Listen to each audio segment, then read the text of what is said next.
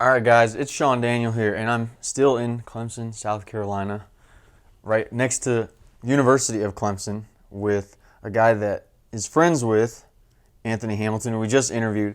And I just met him because he's out here with Anthony for the past month. Yeah, past month. And this morning we just did a workout in 30-degree weather for some damn reason. Anthony wanted to do that outside. Yeah, I don't know, he's loony. And so I wanted to talk to him because of, I'll just introduce him first and then we're going to get into a story because it was very interesting, inspirational, and humbling to hear where you've come from Exactly. and the stuff you've gone through and still the confidence, self-belief you have and where you've gotten to now. Mm-hmm. So I'm really excited to talk to you. And I got Dominique, what'd you say? Alexander. Yes, sir. Here. What's your social media username, Dominic? Solo is solo.da5. That's my Instagram. That's it. Okay. And right now you're a college basketball player, Exactly. right? And you're really focused on trying to make it to The pros, overseas. okay. Yeah. And what we were talking about, I guess I'm trying to figure out what's the best place to start or what you'd want to talk about that was so. I'll just start asking, I guess, and then is hearing about just your home life situation first. Oh, yeah. My home life, it was really rough. I didn't have a mom like that. I didn't have a father at all. Actually, before that. Yeah. Oh, my home You life? no. I'm trying to build authority for you, of what you've done. So you've averaged you play in college basketball now. Yeah. You've played in big, I guess, LA schools for basketball. Yes, sir. Done well. Keep having all these roadblocks. Yeah.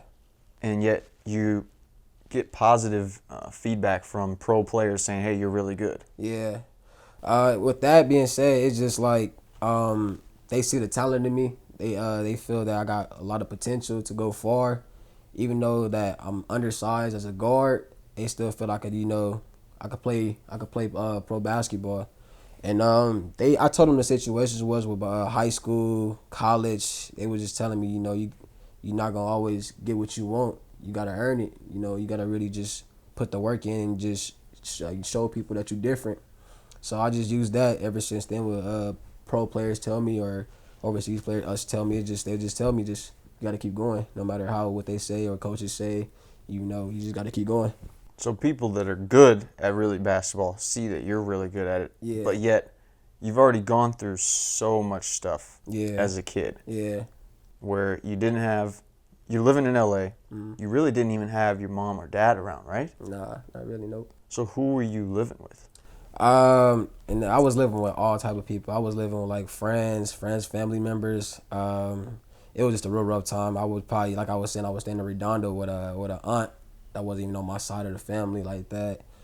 I was staying with them for a while. I was sometimes sleeping in cars, And in LA too. It's not like you're in Charleston, South Carolina, some nice town or something. It was real rough, I had to ask friends and stuff, it was real bad. That was even in middle school? Yeah, middle school, somewhat in middle school.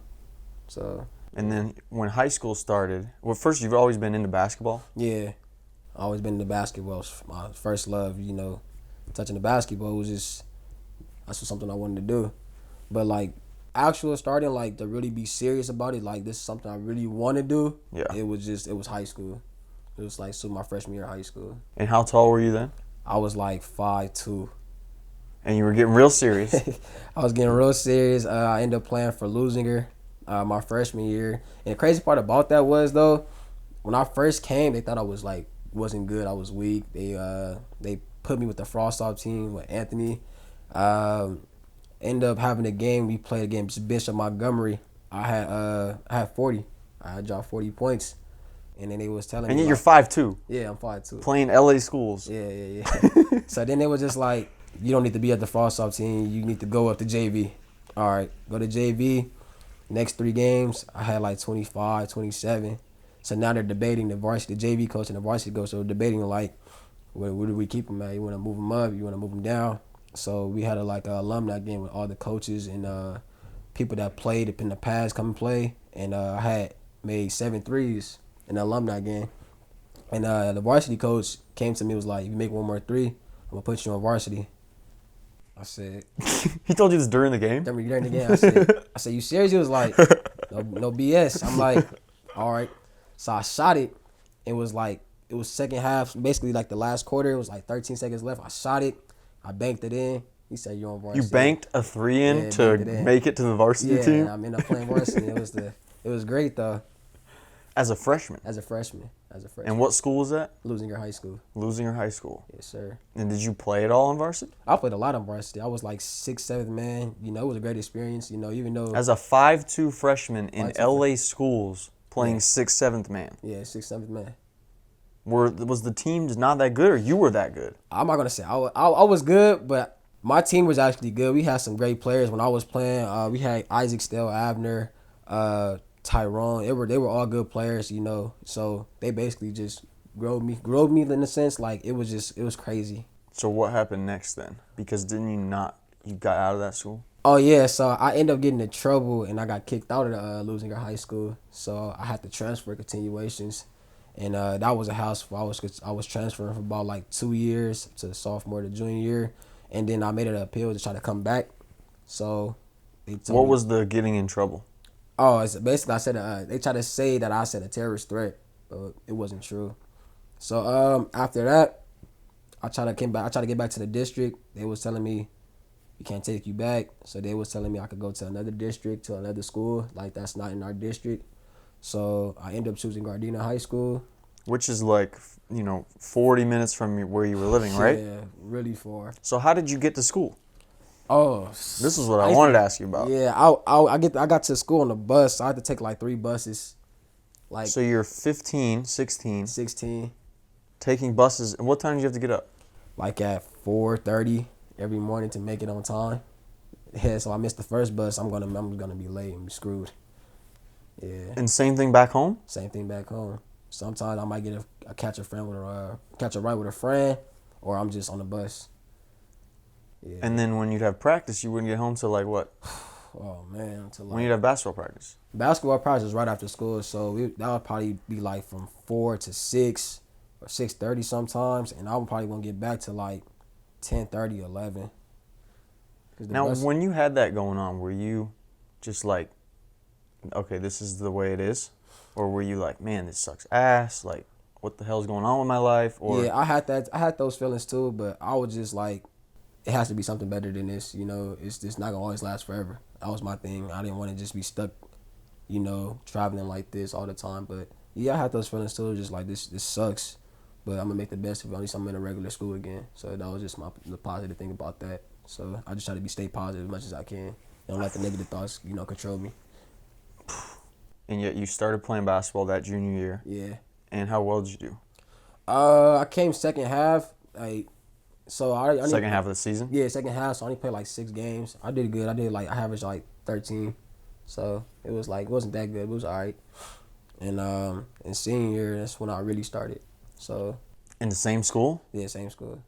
Now, because you were telling me before we talked that you would do 3 workouts a day sometimes? Yeah, 3 workouts a day. But during the school year, how did you do and when did you do workouts? If you're catching a bus, that takes so long. I'll probably spend at a friend house and go to the gym with him. That'll be the first workout. And then if I get to school early enough, the gym will be open. So we have like gaps and stuff and like our breaks. So I'll probably work out from I get there at 6 in the morning or something. I'll probably get there. I work out for like an hour before school, before class.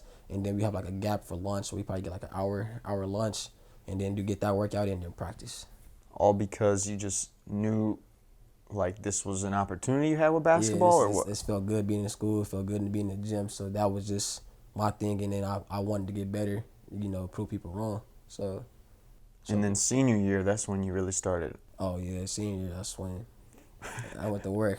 But you were you said you were what, 5'8", 5'9" then? I was like 5'6", 5'7". I didn't probably grow that much till like my freshman year in college. And then junior college.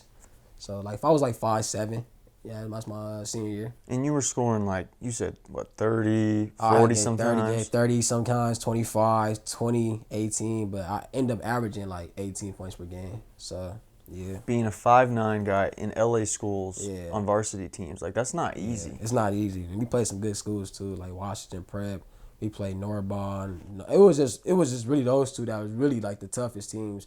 And then Carson was pretty good too.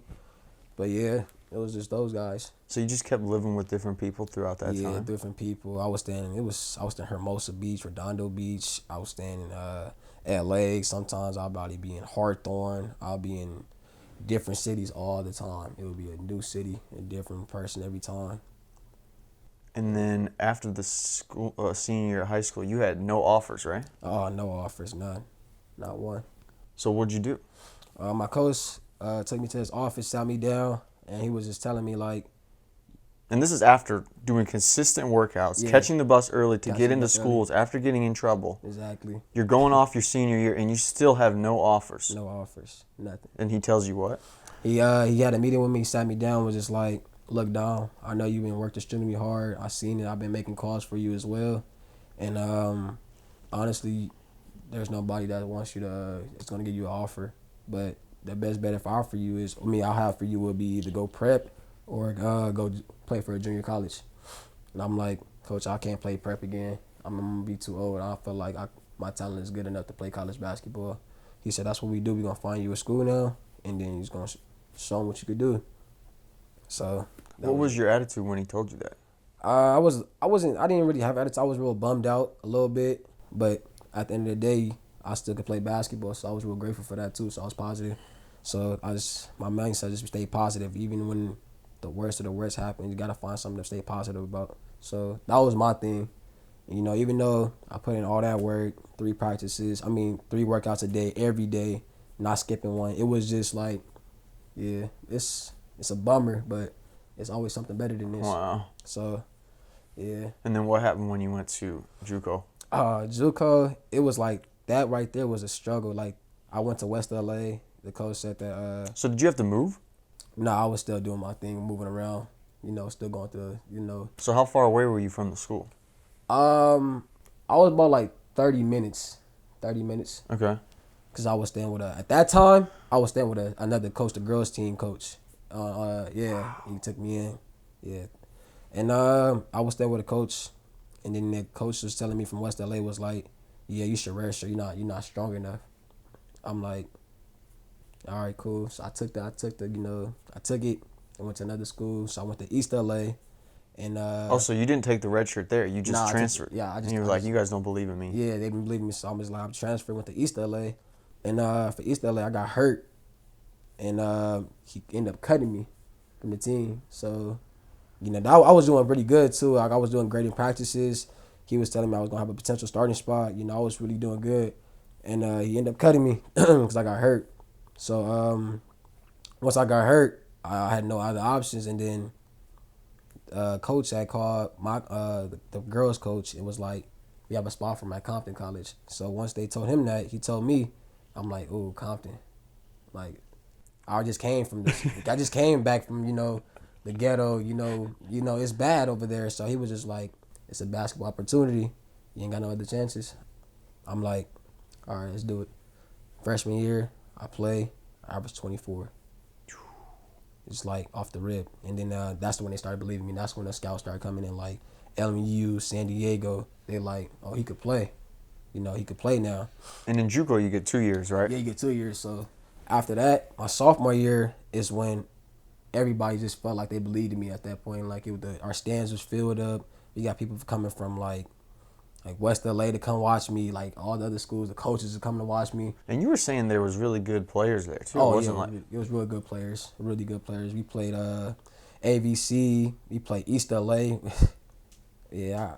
Even though we ended up losing to East LA, I let it all out. I bet, because that's the team that cut you. Yeah, West LA, I gave him a triple-double. Yeah. That's the team that said get stronger. Yeah, they said get stronger. I gave him a triple with a W though. So I was real just happy about that. And I wasn't mad about the coach what they did. I just shook their hand, respectfully. Like, I appreciate the opportunity you gave me, and kept it moving. But Compton, the coach really believed in me. His name is Higgins, and he didn't give up on me. He knew my condition I was going through. And, he just stayed by my side and just helped me work. And I appreciate that from him, so. All because you didn't. That's the amazing thing. There's a lot of stuff we talked about before. Mm-hmm. And the thing that keeps sticking out to me is just how positive you are, Yeah. and not. You don't get into like this victim mentality mode of like sorrow is me. Nah, I try not to because it's like what can you do? It happened. So like, I feel like every situation that happened to me, I'm really just numb to it. So I try not to really think about it. And if I do think about it, all right, you gotta do something to get up out of it, or I gotta stay positive. I just gotta stay positive. So you kept that attitude going. You were staying dedicated. You're busting ass Yeah, sophomore year. busting ass. busting ass on East LA, West LA. Everybody said no to you. Everybody said no to me. You know what's so crazy about that? It's a show called Last Chance U. Have you heard of it? So they East LA is real big. They got a film guy. They got a film team up there on our school. They filming us. So we ended up losing to them by 10. And he walks up to me and then he was like, we want to write your story. Like we heard about you coming here and getting cut for playing at Compton, giving them 23, 77. It's amazing. And I was telling them, it's a blessing just playing basketball. That's just me. I just like playing basketball and doing what I love to do. It's all I can ask for. So. And then what happened senior after that sophomore year? Were you killing it? Oh, after sophomore year, my AD told me that I was missing academic credit. So Your athletic director, right? Yeah, That's what I mean. AD, yeah. So they was saying I was missing academic credit, and they was trying to cut me. They was trying to take away my sophomore year. So basically, what I played, average 30, it was trying to cut it, so I wouldn't average anything no more. So it would be just blank. Because you missed a credit beforehand? Yeah. So this is horrible.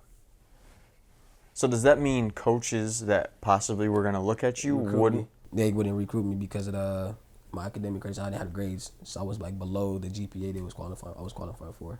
So what did your coach tell you? He was disappointed. He was just telling me like he gonna try to find me like some NAIA schools, but they never called.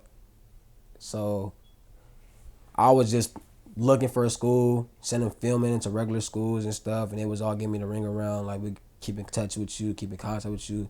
For the most part, you would think like I'm damn near averaging like a double, triple-double, and And you're 5'9". Yeah, so though they never called, nobody called back until one school called UAV, University of Antelope Valley. His name is Coach Drayden and Coach Mass. Coach Drayden called me and was just like, "We love your game. Like we will do whatever we have to do to make sure you get here." And I took that, and now I'm there. I'm still playing for them right now. And you haven't had a season with them yet? I played one game. Played one game with them so far, good, because they cut it because COVID. Now first game I had 27 and 8 rebounds. Yeah, it's a bad game though. And now you're out here. Like you're working out all the time, right? Yeah, I'm out here in Clemson. My boy Hamilton, just working out every day, and it's what we've been doing since a month ago. Just been straight work. Like we haven't been having fun like that, but it's gonna pay off. We're gonna have fun soon, but we've been just working and grinding. Even though you keep hitting all these roadblocks, throughout your time in colleges, have you noticed a difference between your attitude and your work ethic and most other kids? My attitude is really to stay positive, and my work ethic is I feel like it could be over OD in a sense, like it could be just crazy. Like I work so hard, like I just push myself to like the point where I can't go no more, and it's not healthy, but I feel that I have to do it though, because it's just me. I want to get to the next level, and I want to prove people wrong.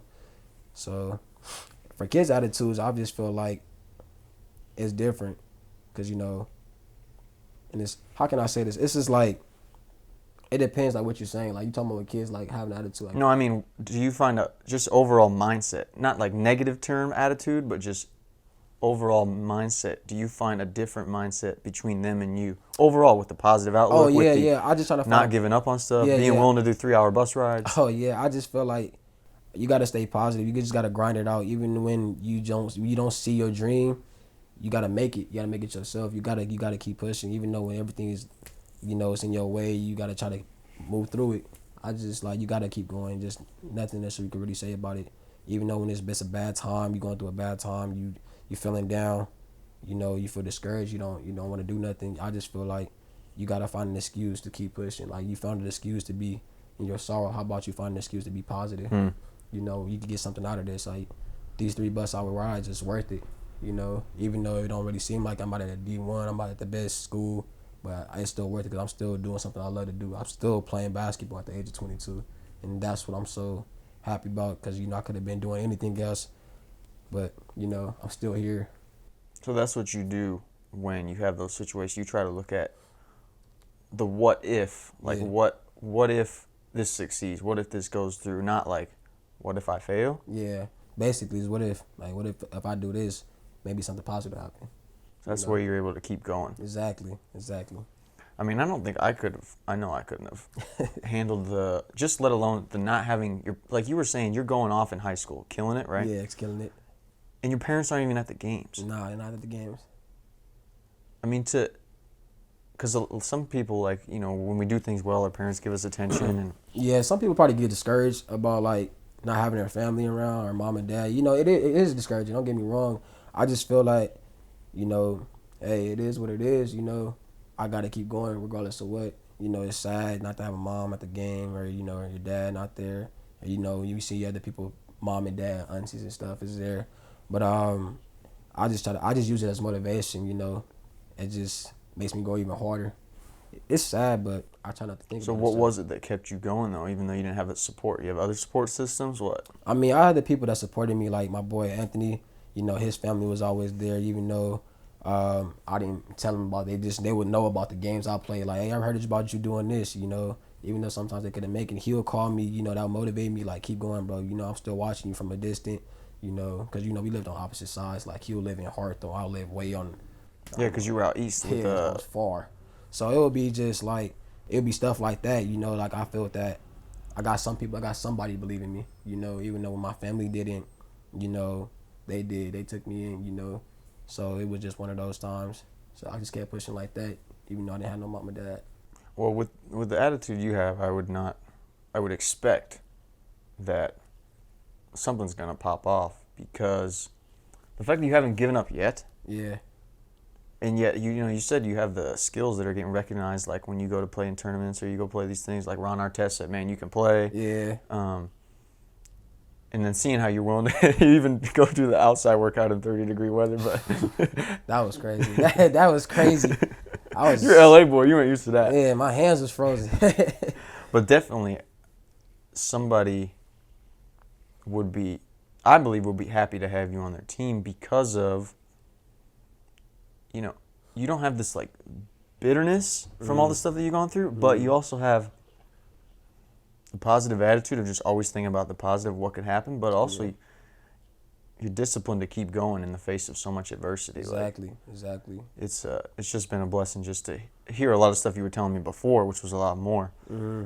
And I know it helps me to hear what you went through and to see how your mindset was just, okay, this happened, well, I got to accept it and move on. Exactly. Because so many times, maybe because I grew up in, like, a great situation, like, and things would always excel for me, especially through schools and athletics. But then, like, after school, you have to figure out your life, your career, and a lot of, like, failures. And I saw how soft I had gotten. And so to hear you just be like, yeah, I got to take a 3-hour bus ride. I'm like, I need to stop being a bitch.